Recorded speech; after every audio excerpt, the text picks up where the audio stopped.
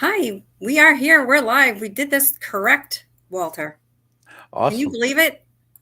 It worked. Technology is wonderful. It's amazing. Me and my controls. I'm getting there. I'm a good driver. Hi, everybody. I'm Susan McConnell, your LinkedIn for the Reserved Champion. And thanks for joining me again today. I host this conversation every Tuesday at 12 with different business owners, different topics, because I want to light up your network with actionable ways to improve so everybody can have a great day and be fabulous today. So today my guest is Walter, and before Walter Crosby, I should say. And before I introduce him, I like to give a quick LinkedIn tip. And my tip for today is in your profile picture, you have the ability to do a mini, I think it's 15 to 20-second video where you can introduce yourself, and it gives you one more way for people to get to know you other than reading about you in print. So it's easy to do, and it's also easy not to do. So get it done so people can meet you and learn to find you on LinkedIn and want to do business with you. So back to Walter today. Walter is the managing partner for Helix Sales Development. He only engages with growth minded CEOs and senior sales leaders who have the desire and commitment to build performance based sales culture. His clients say the journey can be challenging, and he's right about that one, and they are too. However, the results are transformative, repeatable revenue growth with margin integrity. His rocket fuel comes from coaching committed to individuals to excel beyond what they thought was possible. We can excel beyond what we think is possible. Walter, welcome. Thank you. It's a nice introduction. Yeah, you I like th- that? I can read well once in a while. that tip um, is something I forgot about. Putting a little video up there is a great idea. That's something that I need to do. Yeah, and it's easy. You have to do it on your phone, unfortunately, and then upload it through your phone. But once you get it up there, you can, make changes to it, or leave it there every once. I say change it up every once in a while. Uh, when it first came out, you had to have the creator mode turned on, but you don't. Everybody has the ability to have that up there. So So it's I can just, like just I said, it's record one a more way. video. I can just record a video on my phone and then upload it to where my goofy looking picture is now. Cool. Yeah. All right. That's Interesting, awesome. huh? Yeah, I didn't know that, so I learned something. Thank you. That's cool. Yeah, you're welcome. I love my little tips. It's a new thing, and I'm going to be doing it every week. So that's great. So if Cool. you're here today joining us and you have comments about your sales management and making improvements and growing revenue, send them along and I will get them to Walter. But Walter and I were talking before we came on, and I had a discussion last week with a colleague, and we were talking about this new, I guess, thing that's been coming around. It's called the Great Resignation, where people are starting to leave their companies and people are also having trouble attracting new talent. And, both Walter and I coach and train people, and I've learned that a lot of companies are now starting to offer, training and professional development as a way to entice people to join companies or even retain them. So I just wanted to get Walter's sort of spin on that. Because he has some insight on it as well. So what do you think, Walter? Well, thanks. I think we're one of the things that we do is help companies find sales talent and just sales talent. And we're we're starting to have more conversations with that CEO and that VP of sales about retaining the people that they have, even if they're just above average, right? That's a in a that's a great thing in this marketplace because the people that are elite and doing great jobs in sales are probably employed, right, or considering doing something on their own. So there, I think there's a more of an effort, that speaks directly to your point. The companies need to put more of an effort into showing that person a path to having a better career, having to be challenged in the future. Is there a leadership opportunity? How do they grow professionally? Right? It's not about ping pong tables and hockey tables. It's about a professional growth path. And Right. if a company can focus on that aspect for the individual, say, it's fine to have some milestones that they need to hit to get there, but we're here to help you grow. And it's not just about money, right? Money's Right. great, it's important, especially in sales, Mhm. but think about your culture. Think about how that culture impacts your employees, or salespeople and everyone else in the organization. And the words that are on those little posters in the walls of those offices, they need to translate to deeds. Those leaders and managers need to really live those things and not just talk about them, and lead by Right. example. I think Right. those are a couple of things that people can think about. Hmm. So, what types of, let's just say, professional development, let's call it, would be valuable if I wanted to hire somebody and I wanted to offer it in my hiring package, I guess? Well, if you're bringing somebody on to in a sales role or a sales management role, and that's where I see the biggest advantage for a company. Like, it's a leverage point that they're not helping their sales managers. And if I can indulge me with a little story, that Hmm. most sales managers get promoted to that role because they did a great job in sales. It happened to me multiple times, and Yes. and I had no idea. I accepted the role. I was excited because it was all this big, you're going to do great things and we're going to grow the team and yada yada yada. And I remember it happened to me at a Christmas party, and I was asked by the owners to come to the bar and have a conversation. I looked at my wife. I'm like, "This is either going to be really good or really bad. So, be ready." And they offered me a sales manager role for the whole organization, and I accepted the role. It was all great. On the way home, my wife looks at me and says, "Do you have any idea how to do that?" And like poof, the balloon was burst. I had no idea. Right. And So that's the truth. yeah, and I didn't, because it's mutually exclusive. So a company can help that person, that sales manager, even if they've been doing it for a while, give them some structure, give them some framework, give them some support. So we're working on, you do programs for people, help them with LinkedIn, and you're constantly looking at what's important, how to roll with what's needed and what you see. So we're looking at some smaller, short-term programs that will have impact and help that sales manager think about what they should be doing differently, right? Give them some framework on how to create accountability, how to coach their salespeople. Those are all things that are missing. Um, we do, we have some bigger programs that we can put sales managers in, where sales managers intensive and such. But we're thinking about doing some short term, low price, low entry point programs to help that sales manager just think about it differently. And I think that's something that, if they can get their sales manager to elevate, that will help the whole team, home organization. That will help with retention for that sales manager, because Hmm. they're more likely to be successful. Yeah. No, I completely agree with you. That happened to me as well. I've been in sales for, probably as many years as you have. So together we're, I don't even want to say it, Yeah, but let's not go there. um, yeah, I got promoted to a sales manager at one point, and being a top rep, it's hard for you to, if you know what you're doing right, it's hard for you to teach it to someone else, especially if you don't have the management background or the personality. And some people just don't have that personality, and they think that they um, can be a sales manager, and it's really it's a more about your ability to coach and mentor people than to That's so true. That's 100% yeah. true. And, And if and you don't have that ability or the desire to do that and help others, then stay in sales and be a top producer. well, yeah, and you'll probably enjoy your life and your role much. Yeah. I mean, when I did that, I was doing really well, and all of a sudden, it's like, here's a big bag of problems, and I didn't even know it.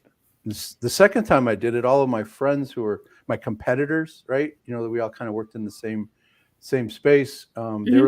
like, "Why are you doing this? Are Mm. you insane?" And I'm like, I need to get better at this. I took it as a personal challenge. But I didn't have any help.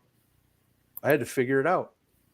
And I think if a company just offered that sales manager a little framework, a little bit of a structure, because we didn't have, like, when it happened to you, did you have a really good sales manager in your past that gave you the example of what you should do? I Was did that actually. okay? So you had an advantage. That's great. Yeah. I didn't. No. Yeah. And Tom Libby just commented it's two totally different skill sets. And you and I obviously talked about it. If you don't have that coaching and helping other and pushing people forward, it's because if they succeed, you succeed, and it's not about you succeeding. So it's a different mindset shift there. And Yeah, so as salespeople, we're often sort of selfish, and I mean, I don't mean that in a bad way, but we're sort of no, about like, let's figure out how to get this deal closed and create wins, and we're not really worried about the others. And as a sales manager, sometimes if you're in a toxic culture, that sales manager has to really protect the sales team. But at the end of the day, it's your team, and you're supposed to lead and guide them. And it's challenging it was challenging for me. yeah, that actually leads into, one of the questions that you and I discussed is what should sales managers be spending most of their time doing? That's a good question. I have a, I think there's 5 things that they should really focus on. Creating accountability, coaching, motivating the team, growing the sales organization, and recruiting. So I can talk about any one of those, but I Talk think about coaching a little bit first, and we can talk about, recruiting. Obviously, we started to a little bit, but yeah, talk a little bit about coaching because that's definitely something that I think I mean, I've had a couple good sales managers, but I've also had some not so good ones. So yeah, talk no. about how important it is. Well, I think it's so important that they should be spending 50% of their time coaching the salespeople. And coaching can mean different things at different moments. So you have like that 360 review where you're coaching them about what they did well or what they didn't. It's more formal. But the real work is in that hallway conversation, is when you get that knock on the door. Say, hey, you got a second? And it's never a second. It's not even a minute, right? When they ask. But if we look as a sales manager, if we look at those opportunities as a chance to really understand and really listen to that salesperson, right, and help them feel heard, feel like they're being, somebody's trying to work with them.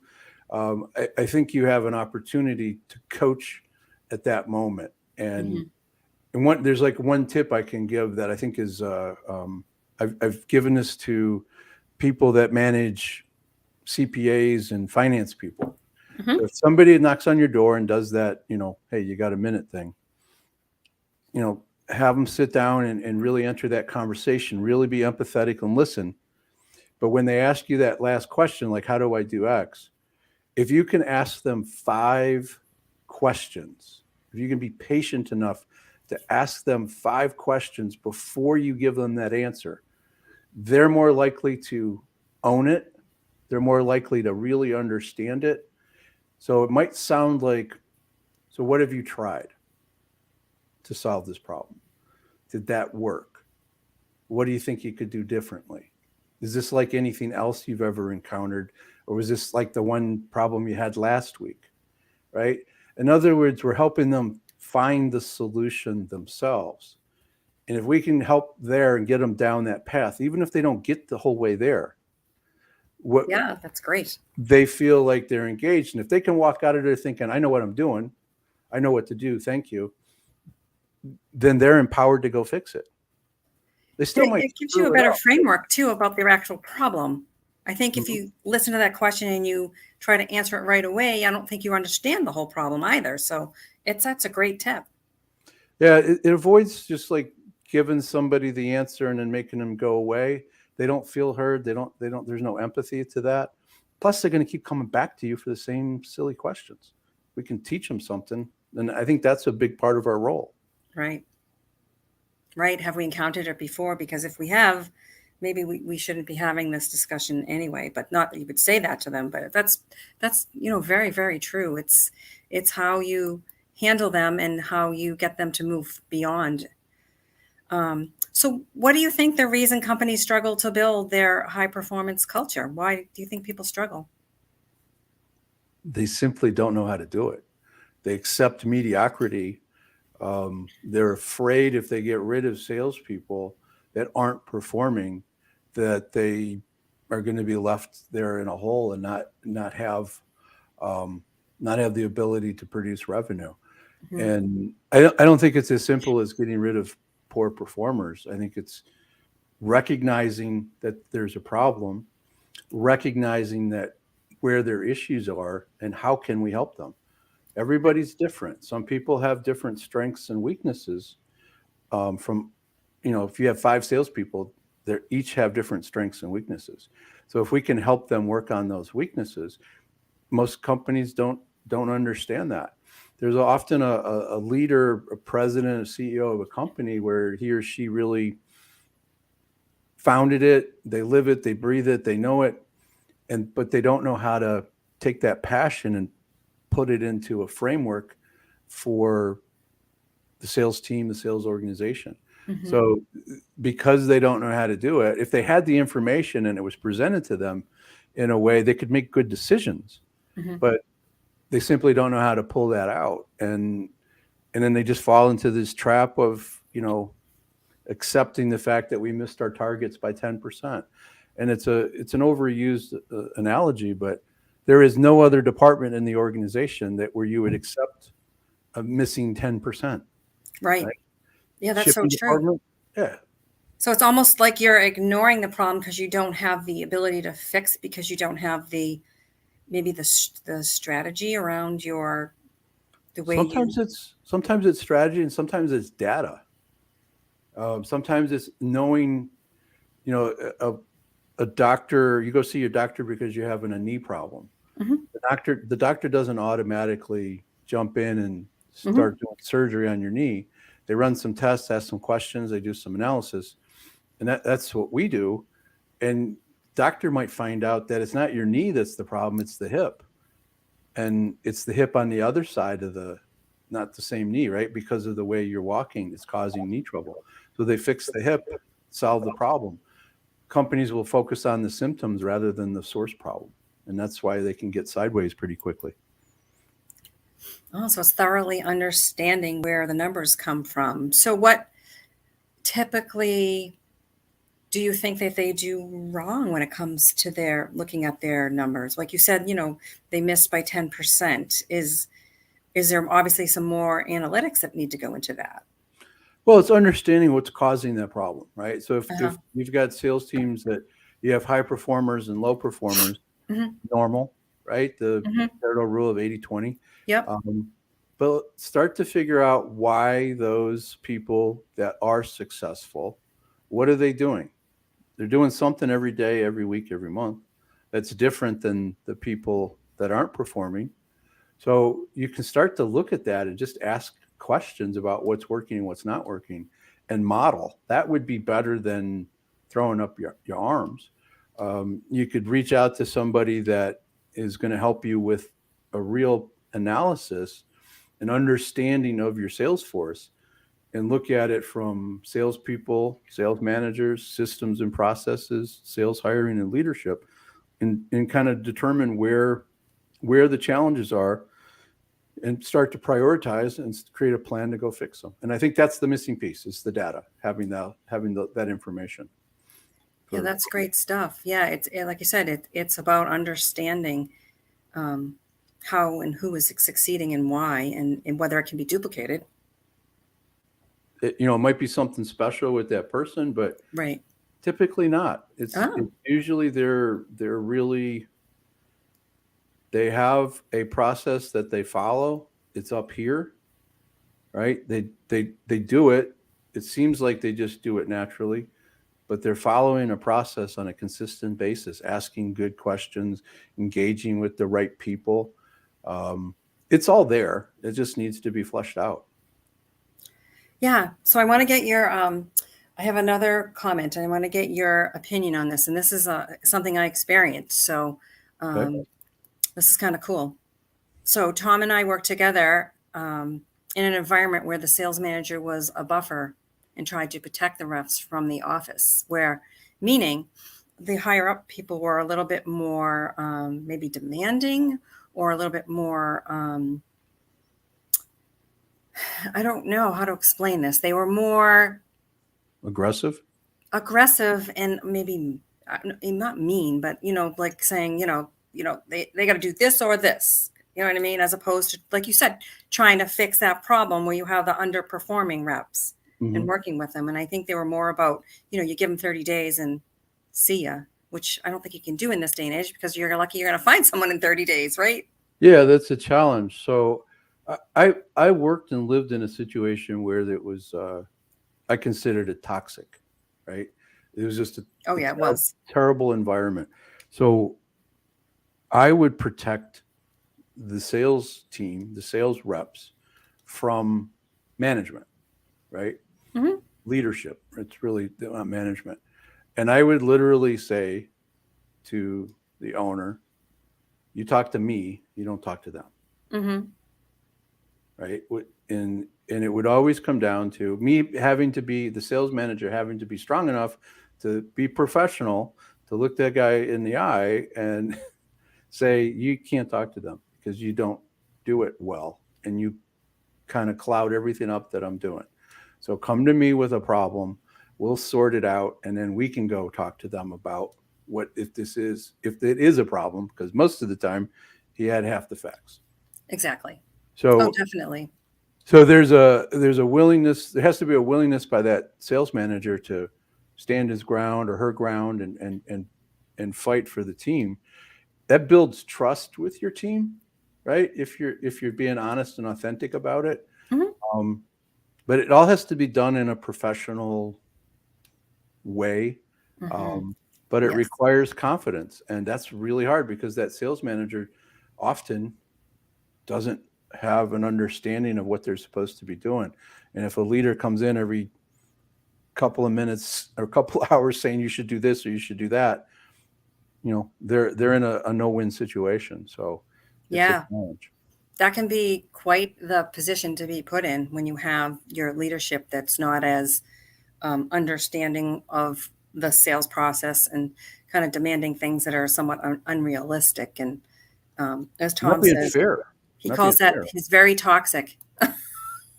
Yeah, there was a when I would hire people for this company, I would explain to them. We get to the final stage, I'm like, look, probably going to make you an offer. I want you to understand something.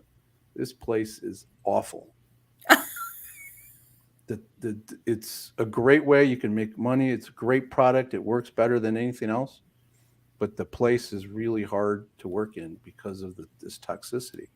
And they wouldn't believe me. And I remember one guy came to me about 2 months after he got hired, and he's like, "You know that thing you said in the conference room about toxicity?" Like, yeah. He goes, "You were serious." I'm like, "Yeah." Do you think that was a sales pitch? Yeah, it was trying to prepare you. So it's a real thing out there, and it makes being a sales manager even harder. Oh, yes. It is definitely a difficult position. So, how do you typically work with sales managers, or do you work with the leadership to help the sales manager, or do you work with the sales manager directly? Like, what types of things do you do with them? Yes, all of those things. E. Depends on the situation, but typically, if we get brought in from the CEO level or the sales VP level, and then we figure out what the scope of work should be based on the data. So if we're going to help a sales manager, we help them by having a framework that they can use, having a framework that they can work within. So yes, we work with them individually to help them with some coaching skills and upgrading their teaching them how to do a coaching session, how to do a pre-call plan, how to do a debrief. Um, but it starts with a process, and that becomes the context for everything that they're going to do. Mhm. So it involves the whole organization and a commitment to get better. It's not going to take It's not going to take a minute, right? There's some work that's got to go into it, and it will Yes. be a little bumpy. We tell people that there has to be a level of commitment. But when that is all there and everybody wants to win, it's so much fun to watch somebody create some wins and Oh, start. yes. So that's rewarding. I completely agree with you. So, Walter, if people want to help, cover we call it the great resignation, cover that gap and come for you for some professional development for their sales or their sales management, how should they reach out to you? Probably the easiest way is to find me on LinkedIn. Mm-hmm. You can tell them how to do that. Just look up Walter Crosby. But my website is another way to connect easily. That's helixsalesdevelopment.com. But LinkedIn will get you all of that data. You just have to remember Walter Crosby. And we're happy to have conversations and be a resource. We don't have our hand out at the beginning. Awesome. Well, so I put it in the notes, and I'll also put your email there as well. But yeah, definitely reach out on LinkedIn. And thank you for joining me today. This has been a great conversation because, like I said, these issues of providing training for people are now becoming more prevalent, which I think is a great thing. I think back when we were there, we didn't get as much training.